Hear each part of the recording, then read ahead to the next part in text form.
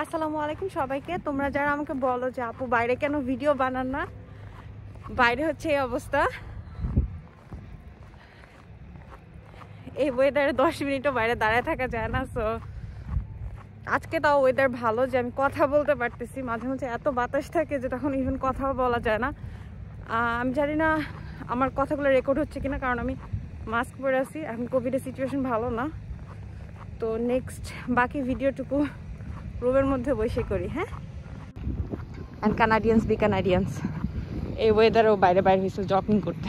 আসসালামু আলাইকুম সবাইকে, আমার নতুন ভিডিওতে আপনাকে স্বাগতম। আজকে ভিডিও টপিকটা হচ্ছে খুবই রিকোয়েস্টেড এবং খুবই গুরুত্বপূর্ণ টপিক। এই ভিডিওর টপিক এতই গুরুত্বপূর্ণ এবং এতই এক্সাইটিং যে আমি সোফায় বসে থাকতে পারিনি, আমার ফ্লোরে বসে পড়তে হয়েছে এই ভিডিও করার জন্য। তো চলেন দেখি আজকে ভিডিও টপিকটা কি। আজকে ভিডিও টপিক হচ্ছে সেলফ ফান্ডে কানাডায় এসে কানাডায় কাজ করে কি নিজের টিউশন ফিস এবং নিজের লিভিং কস্ট নিজে বিয়ার করা যাবে কি যাবে না। ইন শর্ট আমি বলবো পসিবল, কিন্তু আজকে আমি দুইটা সিনারিও আপনাকে ব্যাখ্যা করব। প্রথম সিনারিওতে আমি আপনাদেরকে বোঝাবো যে ঠিক কারা নিজের টিউশন ফিস এবং নিজের লিভিং কস্ট নিজেরা বহন করতে পারবে না, এবং ঠিক কারা কি করলে সেটা করতে পারবে। তো চলেন আজকে ভিডিওটা শুরু করি। আমি এর আগে একটা ভিডিও করেছিলাম, সেই ভিডিওটা তে আমি ব্যাখ্যা করার চেষ্টা করেছিলাম যে কানাডায় আসলে গেলে আপনার ব্যাংকে ঠিক কত টাকা দেখিয়ে আসতে হয়। তো সেই ভিডিওটা করার সময় আমি একটা ফর্মুলা ইউজ করেছিলাম। সেই ফর্মুলাটা হচ্ছে ডেবিট আর ক্রেডিটের ফর্মুলা। আমার ব্যাংকে কত টাকা ঢোকে এবং কত টাকা বের হয় এটার আমি হিসাব রাখি। তারপর এটা দিয়ে আমি আমার ক্যাশ ফ্লো ম্যানেজমেন্ট এবং ফাইন্যান্সিয়াল ডিসিশন নিতে আমার সহজ হয়। এই জিনিসটা আমি নিজের পার্সোনাল লাইফে ব্যবহার করি। সেম ফর্মুলাটা আজকে আমি এই ভিডিওতে ব্যবহার করব। এই ভিডিওতে আমি আপনাকে বলবো যে আপনি স্টুডেন্ট হিসেবে যখন আসবেন তখন আপনার ব্যাংকে কত টাকা ক্রেডিট হবে এবং কত টাকা আপনার মেইন খরচের খাত। এই দুটো যখন আপনি খেয়াল রাখবেন তখন আপনি ডিসিশন নিতে পারবেন যে আপনার ঠিক মাসে কত টাকা সেভিংস হবে অথবা আপনি কত টাকা ডেটে থাকবেন। তো প্রথমে আসে ক্রেডিটের পার্ট। স্টুডেন্ট হিসেবে যখন আপনি আসবেন আপনি 20 ঘন্টা কাজের পারমিশন পাবেন। তো ধরলাম আপনি সপ্তাহে 20 ঘন্টা, তো 20-20-40-40-40-80 ঘন্টা আপনি জব করার পারমিশন পাবেন। এবং আপনি যদি স্টুডেন্ট হিসেবে আসেন 90% অফ দ্য কেসে স্টুডেন্টরা মিনিমাম ওয়েজে জবেই ঢোকে। নিউ ফাউন্ডল্যান্ডে মিনিমাম ওয়েজ হচ্ছে 12.75। অন্যান্য প্রভিন্সে আরও বেশি মিনিমাম ওয়েজ আছে, বাট সেখানে লিভিং কস্টও প্রপোর্শনেটলি হায়ার। তো 12.75 যদি আপনি পার আওয়ারে ইনকাম করেন এবং মাসে যদি আপনি সেটা 80 ঘন্টা কাজ করেন তাহলে 12.75 টাইমস 80 আপনার মাসে ইনকাম হচ্ছে 1020 টাকা। তো 1020 টাকা হচ্ছে আপনার ব্যাংকে ক্রেডিট অ্যাজ এ স্টুডেন্ট হিসেবে।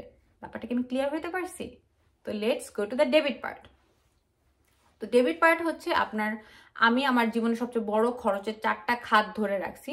ইভেন পড়াশোনার থেকে ওই খাতগুলো বেশি ইম্পর্টেন্ট। প্রথমটা হচ্ছে আপনার বাসা ভাড়া, দ্বিতীয়টা হচ্ছে আপনার খাওয়া, তৃতীয়টা হচ্ছে আপনার ট্রান্সপোর্টেশন, আর 4 নাম্বারটা হচ্ছে আপনার বিলস, ইউটিলিটি বিলস হোক, আপনার ইন্টারনেটের বিল, আপনার ওয়াইফাই বিল। কারণ এখনকার যুগে এইসব ছাড়া কিন্তু আপনি সার্ভাইভ করতে পারবেন না। তো প্রথমেই আমাদের লাইফের সবচেয়ে বড় যে খরচ সেটা হচ্ছে যে বাসা ভাড়া খরচ। আমি যখন প্রথম নিউ ফাউন্ডল্যান্ডে আসছি তখন আমি 400 টাকার মধ্যে খুব ভালো বাসা পেয়ে যেতাম, এক রুম, যদি আমি শেয়ার করে কারোর সাথে থাকতে চাই। আর এখন সেই বাসা ভাড়াটা একটু বেড়ে গিয়েছে এবং ইউনিভার্সিটির আশেপাশে বাসা ভাড়াটা আরেকটু বেশি। তো সেটা 475 থেকে 550, depends on the quality of the house of course. আমি অ্যাভারেজ ধরলাম 500। তো 500 টাকা আপনার ওই ব্যাংকের থেকে চলে গেল। নেক্সট যে বড় খরচটা আসবে সেই বড় খরচটা হচ্ছে খাবারের খরচ। আমরা বাংলাদেশিরা খেতে যেমন খুব পছন্দ করি এবং আমরা মানুষকে খাওয়াতেও খুব পছন্দ করি। স্পেশালি আমরা যে ধরনের খাবারগুলো খাই সেই ধরনের খাবারগুলো কিন্তু কানাডায় ফলে না। তো এই জিনিসগুলো তাদের এই মেক্সিকো অথবা ইউএসএ থেকে ইম্পোর্ট করে নিয়ে আসতে হয়, যে কারণে মেক্সিকো, ইউএস অথবা ইউরোপ এই ধরনের কান্ট্রিগুলোর থেকে কানাডায় খাবারের খরচটা একটু বেশি। তো আমি যেমন আমার নিজের কথা বলতে পারি যে আমি ইলিশ মাছ খাইতে খুব পছন্দ করি। আমি একটু আগে পাবদা মাছ রান্না করছি। তারপরে হচ্ছে আমার শুটকি মাছ খাইতে খুব ভালো লাগে। আমি করলা ভাজি খাই, ঢেঁড়স ভাজি খাই, বেগুন ভর্তা খাইতে খুব পছন্দ করি। এই প্রত্যেকটা জিনিস কিন্তু বিদেশ থেকে কানাডা ইম্পোর্ট করে নিয়ে আসতে হয়, যে কারণে এই ধরনের খাবারগুলোর দাম একটু বেশি না, অনেক বেশি। তো আমি আমার নিজের খাবারের খরচ কখনো $200 নিচে নামাইতে পারিনি। এখন যদি আপনি রামেন নুডলস খেয়ে মাস কাটাতে চান you can, but this is not very healthy for you.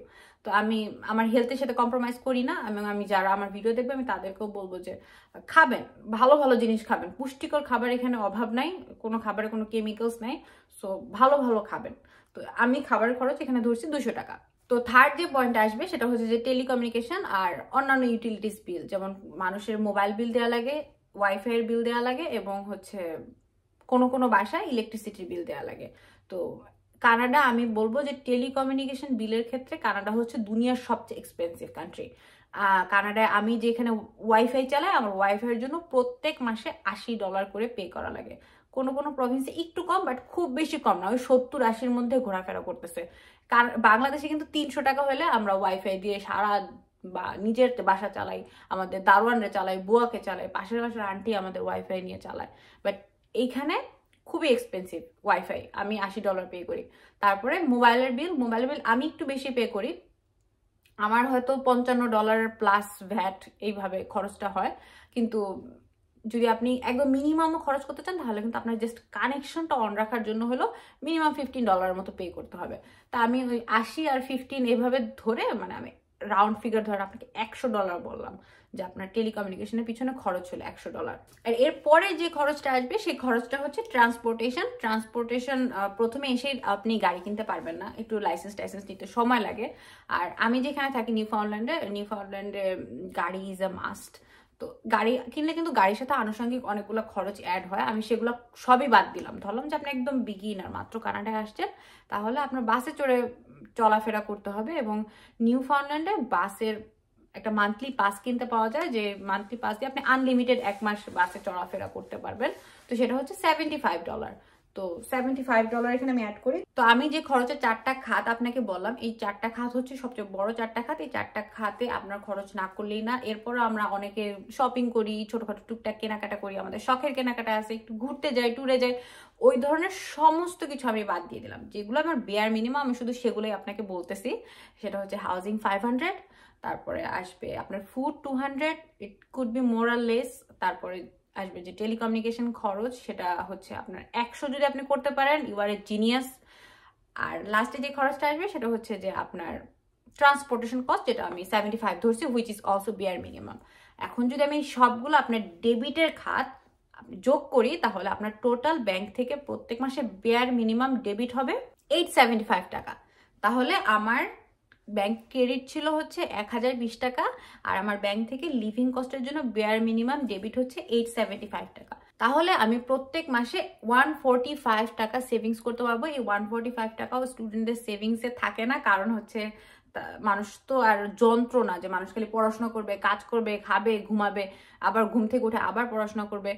It does not work like that. So আমরা সবাই একটু ফ্রেন্ডদের সাথে চিল করে কোথাও ঘুরতে যাই, সেই কারণে এন্টারটেইনমেন্টের পিছনে এই টাকাগুলো কিন্তু খরচ। তো আমি যেটা বলতে পারি সেটা হচ্ছে, আপনি যদি স্টুডেন্ট হিসেবে আসেন তাহলে আপনি নিজে 20 ঘন্টা মিনিমাম ওয়েজে চাকরি করে নিজের লিভিং কস্টটা খুবই আরামসে আপনি মেনটেন করতে পারবেন, which is very nice also.